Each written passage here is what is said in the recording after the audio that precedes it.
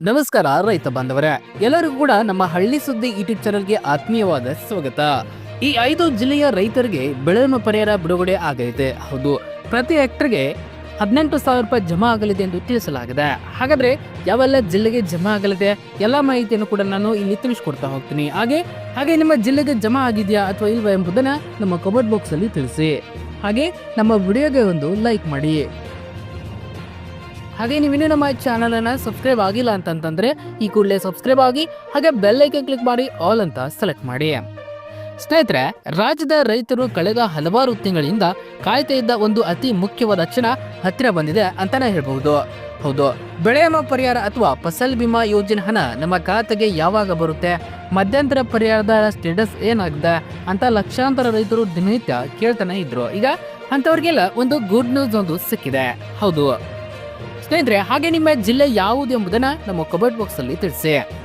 ನಾಳೆ ರಾಜ್ಯದ ಪ್ರಮುಖ 5 ಜಿಲ್ಲೆಗಳ ರೈತರ ಖಾತೆಗೆ ಬೆಳೆ ವಿಮೆಯ ಮಧ್ಯಂತರ ಪರಿಹಾರ ಹಣ ಜಮಾ ಆಗಲಿದೆ. ಕೇವಲ ಅಷ್ಟೇ ಅಲ್ಲ, ತೋಟಗಾರಿಕಾ ಬೆಳೆಗಳಿಗೆ ಸಂಬಂಧಪಟ್ಟಂತೆ ಅಂದ್ರೆ ಹವಾಮಾನ ಆಧಾರಿತ ಬೆಳೆ ಬಗ್ಗೆ ಕೂಡ ಒಂದು ಮಹತ್ವದ ಆದೇಶ ಹೊರಬಿದ್ದಿದೆ. ಇದರ ಜೊತೆಗೆ ಕೇಂದ್ರ ಸರ್ಕಾರ ಈ ಬಾರಿ ವಿಮಾ ಹಣ ಬಿಡುಗಡೆ ಮಾಡೋ ವಿಷಯದಲ್ಲಿ ಒಂದು ದೊಡ್ಡ ಬದಲಾವಣೆಯನ್ನ ಮಾಡಿದೆ. ಹೌದು, ಈ ಎಲ್ಲಾ ವಿಷಯಗಳ ಬಗ್ಗೆ ಸಂಪೂರ್ಣವಾದ A to Z ಮಾಹಿತಿಯನ್ನ ನಾನು ಇವತ್ತಿನ ಈ ವಿಡಿಯೋದಲ್ಲಿ ನಿಮಗೆ ತಿಳಿಸ್ಕೊಡ್ತಾ ಹೋಗ್ತೀನಿ. ದಯವಿಟ್ಟು ವಿಡಿಯೋನ ಎಲ್ಲಿಯೂ ಸ್ಕಿಪ್ ಮಾಡಬೇಡಿ, ಯಾಕೆಂದ್ರೆ ಪ್ರತಿಯೊಂದು ಮಾಹಿತಿ ಕೂಡ ರೈತರಿಗೆ ಬಹಳ ಮುಖ್ಯವಾಗಿದೆ.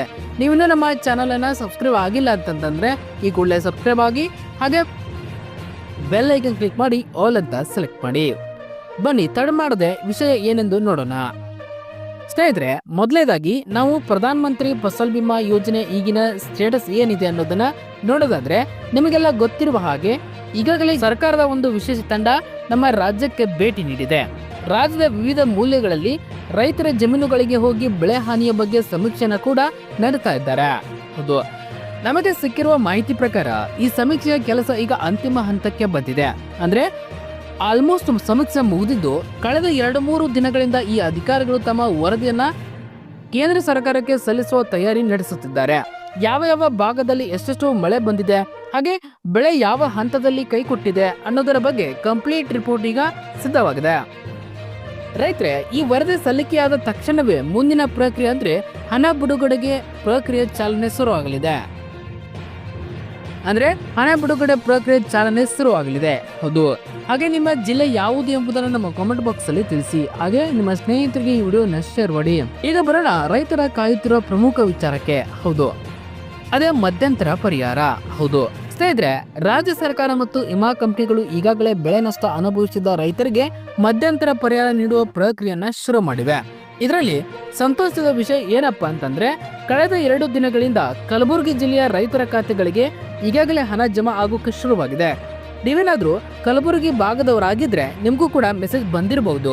ಹೌದು, ಇದರ ಮುಂದುವರೆದ ಭಾಗವಾಗಿ ನಾಳೆ ಇನ್ನು ಕೆಲವು ಜಿಲ್ಲೆಗಳ ರೈತರಿಗೆ ಹಣ ಬಿಡುಗಡೆ ಆಗಲಿದೆ. ಹೌದು, ಆ ಜಿಲ್ಲೆಗಳು ಯಾವ್ಯಾವು ಅಂತ ನೀವು ಕೇಳೋದಾದ್ರೆ, ಪ್ರಮುಖವಾಗಿ ಚಿತ್ರದುರ್ಗ, ಯಾದಗಿರಿ, ಬಳ್ಳಾರಿ ಮತ್ತು ಬೀದರ್ ಜಿಲ್ಲೆಗಳು.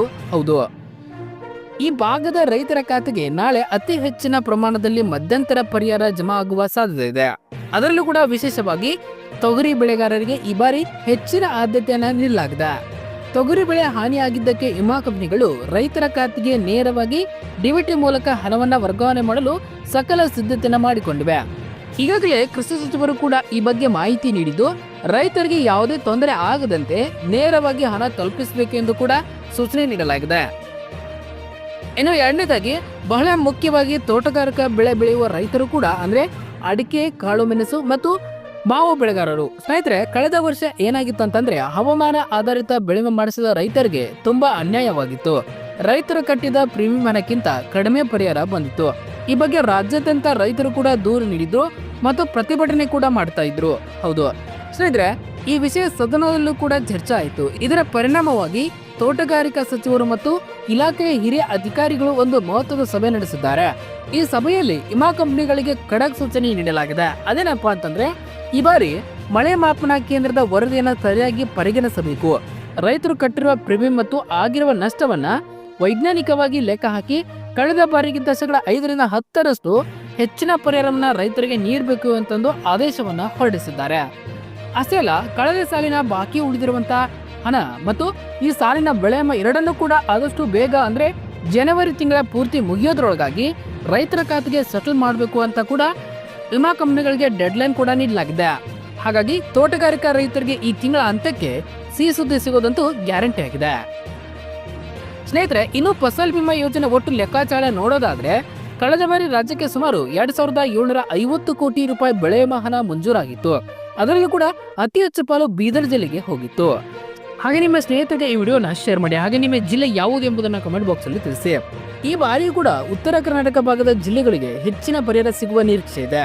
ಪ್ರಮುಖವಾಗಿ ಬೀದರ, ರಾಯಚೂರು, ಕಲಬುರಗಿ, ವಿಜಯಪುರ, ಗದಗ, ಧಾರವಾಡ ಮತ್ತು ಹುಬ್ಬಳ್ಳಿ ಭಾಗದ ರೈತರು ಕೂಡ ಈ ಬಾರಿ ಮುಂಗಾರು ಹಂಗಾಮಿನಲ್ಲಿ ಹೆಚ್ಚು ನಷ್ಟ ಅನುಭವಿಸಿದ್ದಾರೆ. ಹಾಗಾಗಿ ಎನ್ಡಿಆರ್ಎಫ್ ಮತ್ತು ಎಸ್ಡಿಆರ್ಎಫ್ ನಿಯಮಗಳ ಪ್ರಕಾರ ಈ ಜಿಲ್ಲೆಗಳಿಗೆ ಮೊದಲ ಆದ್ಯತೆನ ವಿಮಾ ಪರಿಹಾರ ನೀಡಬೇಕು ಅಂತ ರೈತ ಸಂಘಟನೆ ಕೂಡ ಒತ್ತಾಯ ಮಾಡ್ತಾ ಇವೆ. ಹೌದು, ಈ ಬಾರಿ ಅತ್ಯಂತ ಪ್ರಮುಖ ಬದಲಾವಣೆ ಏನಪ್ಪಾ ಅಂತಂದ್ರೆ ಹಣ ಬಿಡುಗಡೆಯ ವಿಧಾನ. ಹೌದು ಸ್ನೇಹಿತರೆ, ಹಿಂದೆಲ್ಲ ಏನಾಗ್ತಿತ್ತು ಅಂತಂದ್ರೆ ಕೇಂದ್ರದ ಪಾಲು ರಾಜ್ಯ ಸರ್ಕಾರಕ್ಕೆ ಬಂದು ಅಲ್ಲಿಂದ ವಿಮಾ ಕಂಪನಿಗಳಿಗೆ ಹೋಗಿ ನಂತರ ರೈತರಿಗೆ ಸಿಕ್ತಿತ್ತು. ಇದರಿಂದ ವಿಳಂಬವಾಗ್ತಾ ಇತ್ತು. ಆದ್ರೆ ಈ ಬಾರಿ ಕೇಂದ್ರ ಸರ್ಕಾರ ಹೊಸ ನಿಯಮ ಜಾರಿಗೆ ತಂದಿದೆ. ಯಾವುದೇ ಮಧ್ಯವರ್ತಿ ಇಲ್ಲದೆ ಕೇಂದ್ರ ಸರ್ಕಾರದ ಪಾಲಿನ ಹಣ ಮತ್ತು ವಿಮಾ ಕಂಪನಿಗಳ ಹಣ ನೇರವಾಗಿ ರೈತರ ಆಧಾರ್ ಲಿಂಕ್ ಆಗಿರುವ ಬ್ಯಾಂಕ್ ಖಾತೆಗಳಿಗೆ ಡಿಬಿಟಿ ಮೂಲಕ ಜಮಾ ಆಗಲಿದೆ. ಹೌದು, ಈಗಾಗಲೇ ಕೇಂದ್ರ ಸಚಿವರಾದಂತಹ ಶಿವರಾಜ್ ಸಿಂಗ್ ಚೌಹಾಣ್ ಅವರು ಕೂಡ ಈ ಬಗ್ಗೆ ಮಾತನಾಡಿದ್ದಾರೆ. ಪಂಜಾಬ್, ಹರಿಯಾಣ, ಜಮ್ಮು ಕಾಶ್ಮೀರದಲ್ಲಿ ಈಗಾಗಲೇ ಈ ರೀತಿ ಹಣ ಬಿಡುಗಡೆ ಮಾಡಲಾಗಿದ್ದು ಅಲ್ಲಿನ ರೈತರಿಗೆ ಹಣ ತಲುಪಿದೆ. ಅದೇ ಮಾದರಿಯಲ್ಲಿ ಕೂಡ ಈಗ ಕರ್ನಾಟಕ ಮತ್ತು ಮಹಾರಾಷ್ಟ್ರದಲ್ಲೂ ಕೂಡ ಮಹಾರಾಷ್ಟ್ರ ರಾಜ್ಯದ ರೈತರು ಕೂಡ ಆದಷ್ಟು ಶೀಘ್ರದಲ್ಲೇ ನೇರವಾಗಿ ಹಣ ವರ್ಗಾವಣೆ ಮಾಡಲಾಗುವುದೆಂದು ಭರವಸೆಯನ್ನ ನೀಡಲಾಗಿದೆ. ಒಟ್ಟಾರೆಯಾಗಿ ಹೇಳೋದಾದ್ರೆ ಸ್ನೇಹಿತರೆ, ರಾಜ್ಯ ಸರ್ಕಾರ ಈಗಾಗಲೇ ಬೆಳೆ ಹಾನಿ ಪರಿಹಾರ ನೀಡಿದೆ. ಈಗ ಮಧ್ಯಂತರ ಪರಿಹಾರ ಕೂಡ ನಾಳೆಯಿಂದ ಹಲವು ಜಿಲ್ಲೆಗಳಿಗೆ ಜಮಾ ಆಗ್ತಾ ಇದೆ. ಕೇಂದ್ರದಿಂದ ಬರುವ ಅಂತಿಮ ವಿಮಾ ಕೂಡ ಶೀಘ್ರದಲ್ಲೇ ಬರಲಿದೆ. ನಿಮ್ಮ ಊರಿನಲ್ಲಿ ಬೆಳೆ ವಿಮಾ ಹಣ ಜಮಾ ಆಗಿದೆಯಾ ಅಥವಾ ನೀವು ಯಾವ ಜಿಲ್ಲೆಯಿಂದ ಈ ವಿಡಿಯೋನ ನೋಡ್ತಾ ಇದ್ದೀರಾ ಅನ್ನೋದನ್ನ ಕಮೆಂಟ್ ಬಾಕ್ಸ್ ಅಲ್ಲಿ ತಿಳಿಸಿ. ಈ ಮಾಹಿತಿ ನಿಮಗೆ ಇಷ್ಟವಾಗಿದ್ರೆ ದಯವಿಟ್ಟು ಒಂದು ಲೈಕ್ ಅನ್ನ ಕೊಡಿ. ಹಾಗೂ ನಿಮ್ಮ ಎಲ್ಲಾ ರೈತ ಮಿತ್ರರು ಕೂಡ ವಾಟ್ಸ್ಆಪ್ ನಲ್ಲಿ ಶೇರ್ ಮಾಡಿ. ಮುಂದಿನ ವಿಡಿಯೋದಲ್ಲಿ ಮತ್ತಷ್ಟು ಅಪ್ಡೇಟ್ ಜೊತೆ ಸಿಗ್ತೇನೆ. ಅಲ್ಲಿವರೆಗೂ ನಮಸ್ಕಾರ.